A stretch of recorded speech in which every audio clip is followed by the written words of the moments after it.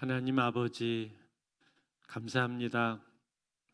지난 한 주간도 하나님께서 우리 삶에 동행해 주시고, 때로는 바쁘고 때로는 피곤하고 또 때로는 낙심할 때도 있고 때로는 또 기쁠 때도 있지만, 하나님이시여, 그 모든 시간 가운데 주께서 우리와 함께 하여 주셨고, 또 우리로 하여금 한 주간의 삶을 살 수 있도록 인도해 주셔서 감사합니다. 주님, 우리를 사랑하시되 우리를 향하신 만 가지 생각으로 사랑해 주시고, 또 그 사랑의 증거로 하나밖에 없는 아들을 우리를 위해서 내어 주셔서 우리에게 영원한 생명을 주시고 영생의 길을 열어 주신 주님, 감사합니다. 오늘도 그 생명을 공급받아서 하나님 앞에 나왔습니다. 피곤하고 또 지친 육신이지만 이 시간에 하나님의 은혜를 사모하고 또 예배의 자리를 사모하는 마음을 우리에게 주셔서 아버지, 감사합니다. 하나님, 예배하는 자는 영과 진리로 예배한다고 하셨고, 또 예배하는 것이 우리의 삶의 가장 큰 기쁨이요 즐거움이 되는데, 이 시간에 온전히 주께서 기쁘게 받으시는 예배가 되게 해주시기를 원하고, 또 성령께서 이 시간에 임재해 주시기를 원합니다. 우리의 마음속에 같이 계시는 성령님, 우리를 빚으시고 바꾸셔서 예수님을 닮아갈 수 있도록 우리를 인도해 가시는 성령님, 오늘 이 밤에도 함께하여 주셔서 이 시간을 축복하여 주시고, 오늘 이 모임 모든 자들이 하나님의 말씀 가운데 또 기도 가운데 주의 은혜를 경험하고, 또 우리의 심령이 소성케 되는 귀한 밤이 될 수 있도록 축복하여 주시옵소서. 예수님의 이름으로 기도합니다. 아멘. 할렐루야. 네, 한 주간 잘 지내셨습니까? 많이 덥죠? 굉장히 날씨가 많이 더워졌는데, 이 더위를 뚫고 잘 오셨습니다. 더위를 뚫고 승리를 하셨는데, 우리 한번 이렇게 인사해 보겠습니다. 더위를 이기셨습니다. 이렇게 옆에 있는 분들하고 한번 인사하겠습니다. 더위를 잘 이기셨습니다. 대단하십니다. 한 번 더 인사하겠습니다. 너무나 귀하십니다. 대단하십니다. 인사하겠습니다. 너무 귀하십니다. 대단하십니다. 더위를 뚫고 잘 오셨습니다. 오늘 이 밤에도 하나님께서 또 우리 각 사람에게, 또 우리 교회에게 귀한 은혜를 부어 주실 것을 믿습니다. 자, 하나님 말씀 역대하 7장 11절부터 16절 말씀인데요. 역대하 말씀 7장 11절부터 16절까지, 구약성경 664쪽에 있습니다. 역대하 7장 11절부터 16절 말씀 한 절씩 교독해서 읽고 마지막 절은 합독해서 같이 읽겠습니다. 솔로몬이 여호와의 전과 왕궁 건축을 마치고, 솔로몬의 심중에 여호와의 전과 자기의 궁궐에 그가 이루고자 한 것을 다 형통하게 이루니라. 밤에 여호와께서 솔로몬에게 나타나사 그에게 이르시되, 내가 이미 내 기도를 듣고 이곳을 택하여 내게 제사하는 성전을 삼았으니, 혹 내가 하늘을 닫고 비를 내리지 아니하거나, 혹 메뚜기들에게 토산을 먹게 하거나, 혹 전염병이 내 백성 가운데 운행하게 할 때 내 이름으로 일컫는 내 백성이 그들의 악한 길에서 떠나 스스로 낮추고 기도하여 내 얼굴을 찾으면 내가 하늘에서 듣고 그들의 죄를 사하고 그들의 땅을 고칠지라. 이제 이곳에서 하는 기도에 내가 눈을 들고 귀를 기울이리니, 이는 내가 이미 성전을 택하고 거룩하게 하여 내 이름을 여기에 영원히 있게 하였음이라. 내 눈과 내 마음이 항상 여기에 있으리라. 아멘. 원래 박수를 한번 치고 시작하려고 했었는데 깜빡했습니다. 오늘 찬양을 또 이렇게 은혜스럽게 인도해 주신 우리 찬양팀들 매주마다 항상 고마운데, 우리 한번 박수로 격려하고, 우리 찬양팀들 감사합니다. 그리고 오늘 내일이 그 한마당 축제가 있는데 한마당 축제를 위해서 송실초등학교 가가지고 열심히 이 바닥을 닦고 청소하시고 세팅을 하고 오신 분들이 계세요. 이 자리에 많이 계신데 우리 한번 또 이분들도 한번 박수로 격려를 하면 좋겠습니다. 감사합니다.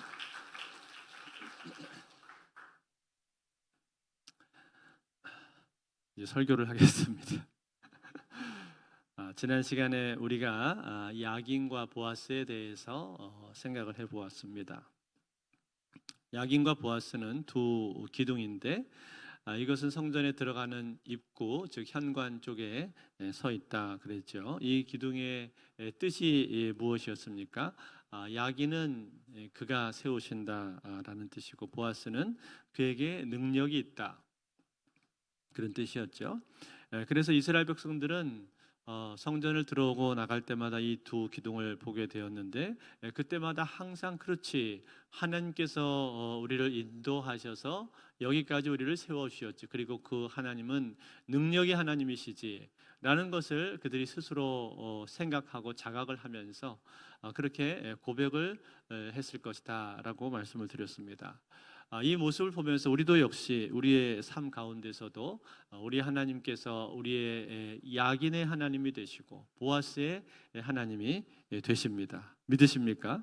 즉 지금까지 하나님께서는 우리의 삶을 인도해 오셨는데 하나님의 크신 능력으로 인도해 오셨고 앞으로도 우리의 남은 삶 가운데서도 하나님께서 우리를 세워 가신 거라는 거예요. 우리의 삶을 빚어 가시고 세워 가실 것이다. 그래서 우리는 야긴의 하나님과 보아스의 하나님을 바라보자라고 지난주 그렇게 적용까지를 같이 해 보았습니다. 자, 그리고 나서 이제 원래는 이 성전에 하나님의 영광이 임하는 모습이 나오고 그리고 이어서 솔로몬이 백성들을 향해서 두 손 들어서 축복을 하고 기도하는 장면이 나오는데 그리고 또 수많은 제물들을 바치면서 하나님 앞에 성전을 봉헌하는 성전 낙성식의 장면도 이어서 나옵니다.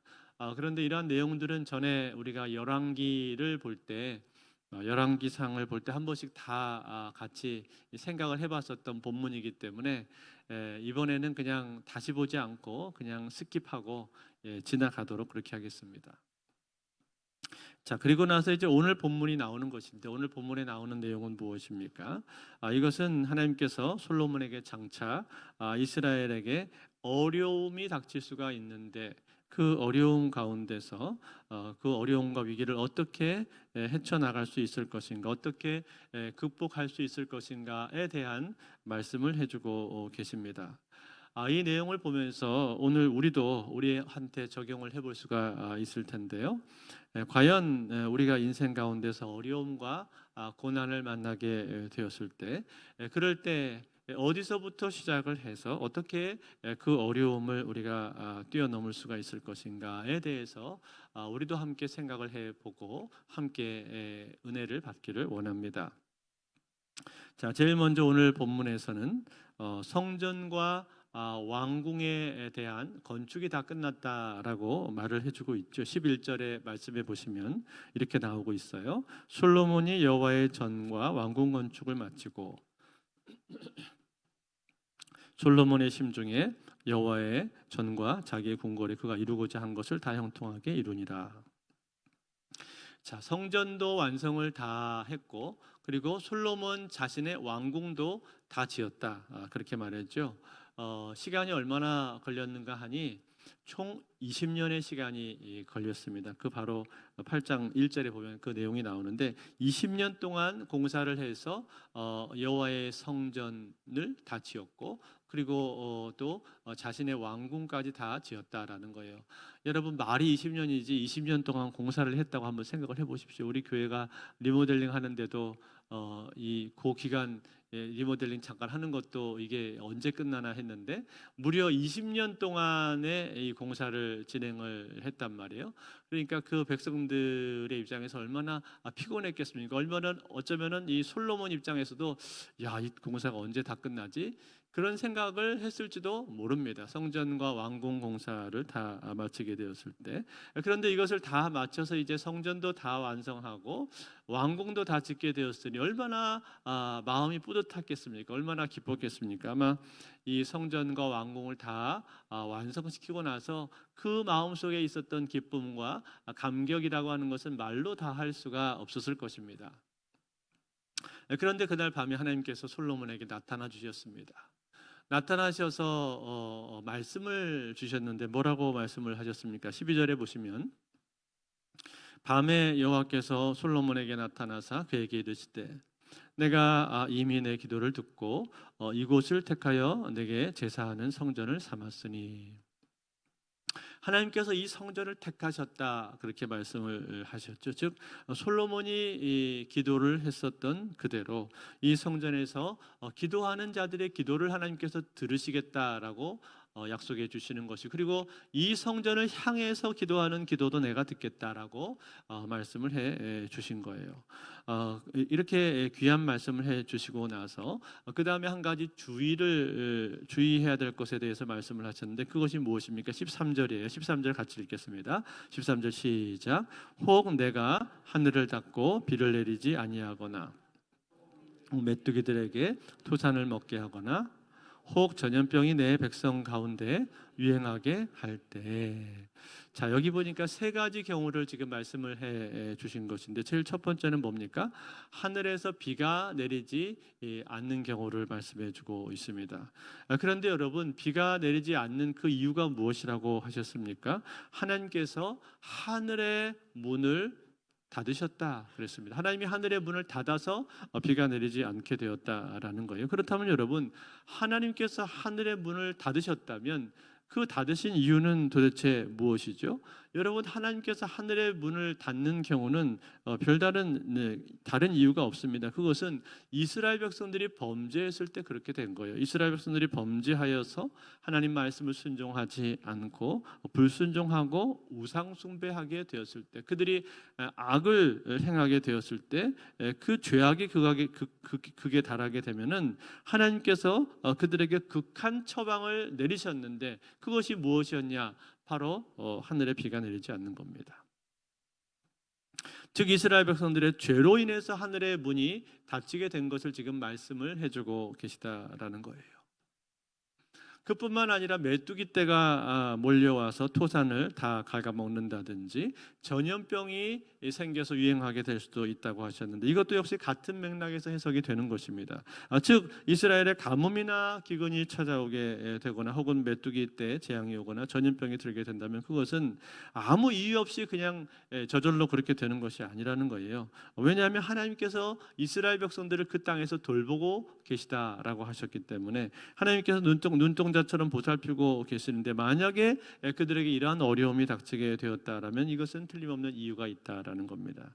그렇다면 여러분, 그들은 과연 그럴 때 어떻게 해야 하는 것입니까? 오늘 하나님께서는 솔로몬에게 말씀을 해주고 계신데 그럴 때 어떻게 그 위기와 어려움을 극복할 수 있는가 하는 방법까지를 지금 같이 말씀을 해주고 있단 말이지요. 그게 뭡니까? 14절이에요. 14절 말씀을 같이 보겠습니다. 같이 읽습니다. 시작.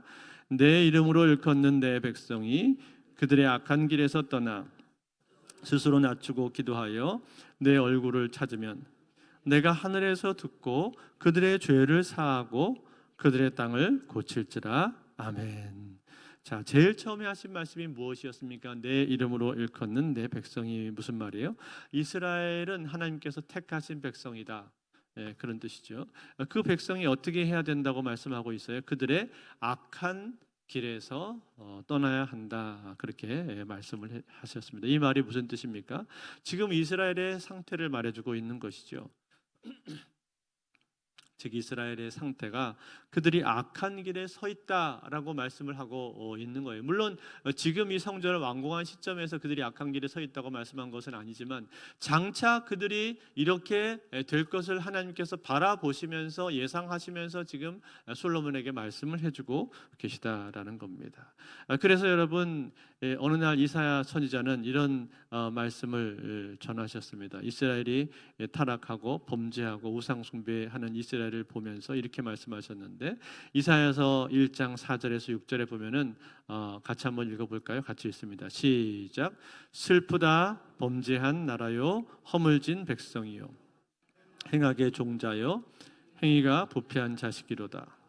그들이 여호와를 버리며 이스라엘의 거룩하신 이를 만홀히 여겨 멀리하고 물러갔도다. 너희가 어찌하여 매를 더 맞으려고 패역을 거듭하느냐. 온 머리는 병들었고 온 마음은 피곤하였으며 발바닥에서 머리까지 성한 곳이 없이 상한 것과 터진 것과 새로 맞은 흔적뿐이거늘 그것을 짜며 싸매며 기름으로 부드럽게 함을 받지 못하였도다. 아멘. 자, 뭐라고 말한 거예요? 이스라엘이 범죄에서 타락한 모습을 말씀해 주고 있는 것인데, 그 모습이 얼마나 심각했던지, 또 그들의 죄에 빠져 있는 모습이 얼마나 불쌍하고 비참한 모습이었던지, 얼마나 불행한 모습으로 보였는지를 지금 말씀을 해주고 있단 말이지요. 사랑하는 성도 여러분, 이것은 우리가 죄에 빠져 있을 때 과연 우리의 인생이 어떻게 되는 것인가 하는 것을 잘 보여주고 있는 부분입니다. 즉, 여러분, 성도가 죄에 빠지게 되어서 죄에 물들게 되면은, 그러면 어떻게 될까요? 그러면은 성도가 죄에 빠져서 죄에 물들게 되면 더 이상 그 성도의 삶 가운데는 아무런 기쁨이 없습니다. 자유함도 없고, 그리고 평안함도 없고, 행복도 없습니다. 마치 여기서 온 머리가 병들었고 온 마음이 피곤했다라고 말하고 있는 거하고 똑같은 거예요. 그처럼 우리의 마음 속에는 평안함을 다 잃어버리게 되고 영혼이 피곤하고 파리해질 수밖에 없다라는 겁니다. 왜 그렇습니까? 왜냐하면 하나님과의 관계가 지금 깨져 있는 것 아닙니까? 죄라고 하는 것은 하나님과의 관계가 깨져 있고 단절된 것을 죄라고 말하는 것인데, 그로 인한 그런 깊은 영적인 피곤함이 생기게 된다라는 거예요. 저도 제 마음 가운데 죄가 찾아온다든지 죄에 빠져서 죄에 넘어지게 될 때가 있는데, 혹은 마음으로 생각으로 죄를 짓게 될 때가 있는데, 그럴 때는요 얼마나 참 영혼이 피곤한지 모릅니다. 마치 파리해져 버린다라는 그런 말 있잖아요. 마치 그것처럼 내 영혼이 파리해져서 죄로 인해서 짓눌리는 그런 경험들을 하게 됩니다. 그럴 때는 정말 아무것도 하고 싶지가 않고요, 누구 사람을 만나서 얘기하고 싶지도 않고 밥맛도 없고 마음속에 평안함이 하나도 없습니다. 그런 순간이야말로 인생에서 제일 불행한 순간이 아닌가 저는 생각을 합니다. 그런 때야말로 사람이 믿는 성도가 가장 비참하고 불행할 때가 바로 그럴 때가 아닐까 생각을 해봅니다. 그런데 여러분, 그런 순간을 우리가 맞이할 수도 있는데, 그럴 때 과연 우리는 어떻게 해야 되냐라는 겁니다.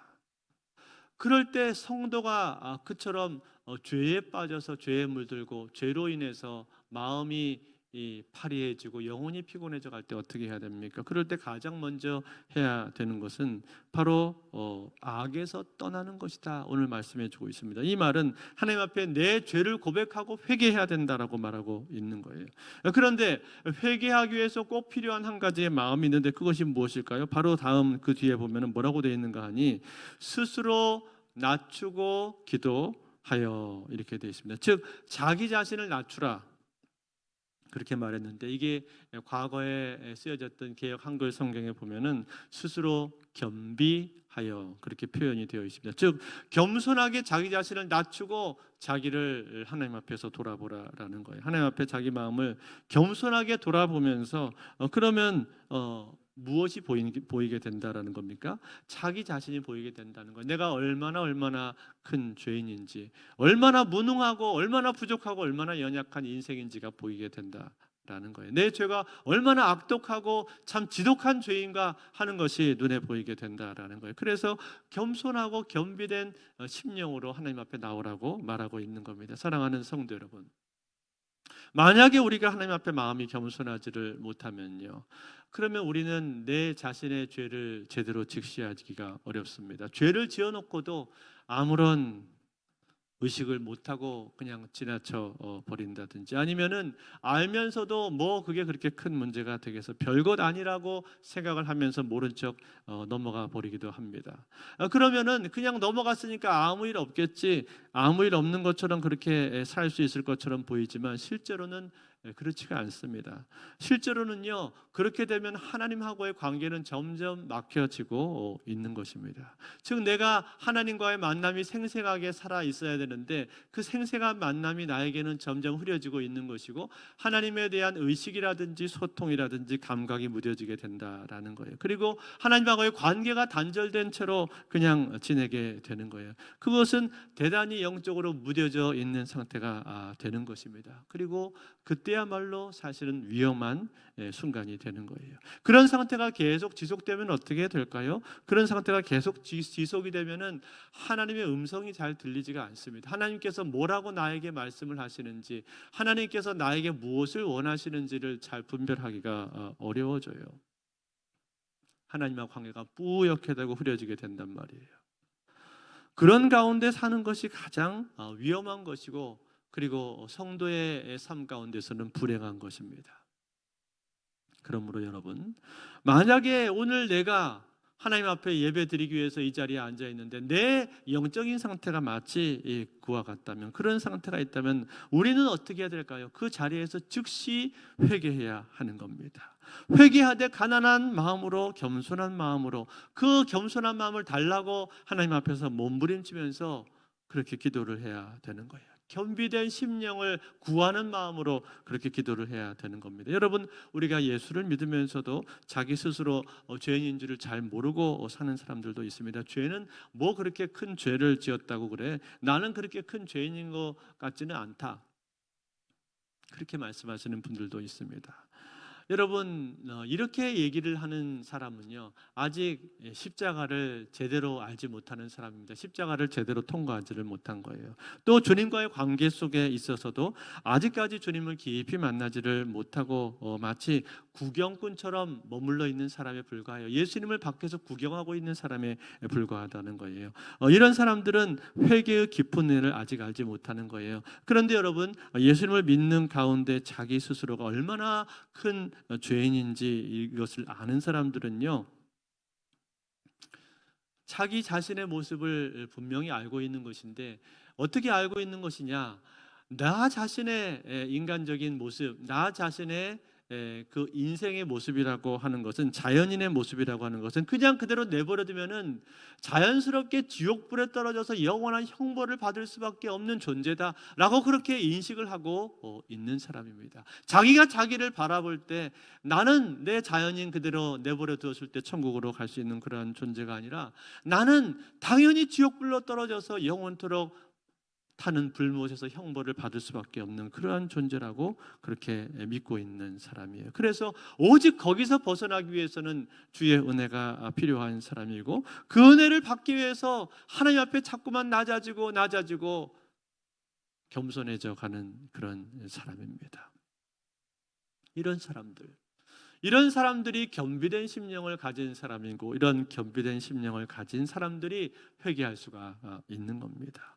그래서 내가 겸비된 심령을 가지고 회개할 수 있다면, 회개할 수 있는 능력을 내가 가지고 있다면, 그 사람은요, 어떠한 죄나 어떠한 절망에 빠진다 할지라도 다시 일어설 수가 있는 거예요. 그 밑바닥의 자리에서 다시 회개하면서 일어날 수가 있는 거예요. 다시 말해서 하나님의 크신 은혜를 덧입을 수 있는 길을 알고 있는 사람이다, 그런 말이에요. 그러므로 사랑하는 성도 여러분, 오늘 우리는 하나님 앞에 나와서 기도하면서 겸손한 마음을 갖기를 원하고, 겸비된 심령으로 하나님 앞에 기도하기를 원합니다. 오직 하나님만을 바라보면서 그 얼굴빛을 구하면서 그의 앞에 나오십시오. 그러면 하나님께서는 약속하신 말씀 그대로 하늘에서 우리의 죄를 사하시고 이 땅을 고쳐주실 것을 믿습니다. 이러한 길이 우리에게 있다고 오늘 우리에게 말씀을 해주고 있는 거 얼마나 감사한 일입니까? 이제 말씀을 맺겠습니다. 제임스 영 심슨 교수라는 분이 있는데, 이분은 의학계 대단히 큰 이 공헌을 하신 분이십니다. 환자들이 수술을 할 때 심한 고통을 느끼게 되어 있는데 그 심한 고통을 느끼지 않고 수술을 받을 수 있도록 진통제를 처음으로 개발한 사람이 바로 이 심슨 박사였습니다. 그런데 하루는 이 심슨 박사가 대학교에서 강의를 하고 있었는데 그 강의 시간에 한 학생이 이분에게 질문을 했습니다. 교수님, 교수님은 교수님의 인생 가운데 가장 뜻깊은 발견이 어떤 것이었습니까? 다른 학생들은 당연히 이분이 진통제를 개발했으니까 진통제를 개발한 것이다 라고 그렇게 대답이 나올 것으로 기대를 하고 있었습니다. 그런데 웬걸요? 이분이 전혀 다른 예상 밖의 말씀을 하셨습니다. 이분은 이렇게 대답을 했습니다. 내 인생에서 가장 중요한 발견은 내가 죄인이라는 것을 알게 된 거네. 그리고 나의 구주는 오직 예수 그리스도 한 분뿐이라는 사실을 내가 깨닫게 된 것이네. 이것이야말로 나의 인생 가운데 가장 중요한 발견이었네. 이렇게 대답을 했다고 합니다. 사랑하는 성도 여러분, 그렇습니다. 우리는 하나님 앞에 아무것도 아니고 어쩔 수 없는 죄인에 불과한 존재들입니다. 하나님의 은혜가 없이는 도저히 하나님 앞에 설 수 있는 사람들이 바로 저와 여러분들입니다. 더군다나 여러분, 오늘날 우리가 살고 있는 이 세상을 한번 보십시오. 이 세상을 볼 때 우리는 이 세상의 모습을 보면서 나 자신의 모습뿐만 아니라 내가 살고 있는 이 세계의 모습을 볼 때 회개하지 않을 수가 없는 것입니다. 세계 곳곳에 전쟁과 기근이 일어나고 있고, 그리고 우리나라를 볼 때도 역시 마찬가지가 아니겠습니까? 이 나라에 하나님을 경외하는 사람들이 점점 많아져야 되는데 그것이 아니라 하나님을 대적하고 그리고 하나님을 멸시하는 사람들이 점점 더 많아져 가고 있고, 교회는 점차로 영향력을 잃어가고 있는 것처럼 보입니다. 동성애가 갈수록 더 만연되고 있고, 차별금지법과 종교단체 해사법과 같은 이러한 악법들이 통과되기 일보 직전에 지금 처해 있고, 또 수많은 청소년들과 젊은이들은 갈 길을 잃고 인생의 의미와 방향을 잃어버린 채 방황하고 있는 사람들이 얼마나 많습니까? 도무지 진리를 발견하지 못한 채 자기 인생을 허무한 것에 허비하고 있는 사람들이 얼마나 많습니까? 그러한 세상을 우리가 지금 살고 있다 이 말. 이러한 사회적인 심각한 모습들을 보면서 오늘 우리는 믿는 하나님의 자녀들로서 어떻게 해야 되겠습니까? 우리가 먼저 회개해야 되는 줄로 압니다. 여러분, 우리는 이 세계를 보면서 나 자신의 죄에 대해서도 내가 심각하게 그것을 받아들이고 그것을 아파하면서 회개해야 되지만, 동시에 내가 살고 있는 이 세계를 바라보면서도 하나님께서 나에게 무슨 말씀을 하시는가 우리는 들으려고 노력을 해야 됩니다. 이 세계를 보면서 오늘날 우리는 하나님 앞에 참 회개하지 않을 수가 없다 하는 생각을 지울 수가 없습니다. 그러면서 오늘 우리는 이 말씀을 붙들고 역대하 7장 14절의 이 말씀, 내 이름으로 일컫는 내 백성이 그들의 악한 길에서 떠나 스스로 낮추고 기도하여 내 얼굴을 찾으면 내가 하늘에서 듣고 그들의 죄를 사하고 그들의 땅을 고칠지라. 아멘. 이 말씀을 붙들고 하나님 앞에 나와서 겸손한 마음, 겸비된 심령을 가지고 간절히 회개하며 기도하시는 저와 여러분들이 되시기를, 그러한 귀한 밤이 다 되실 수 있기를 주의 이름으로 축원드립니다.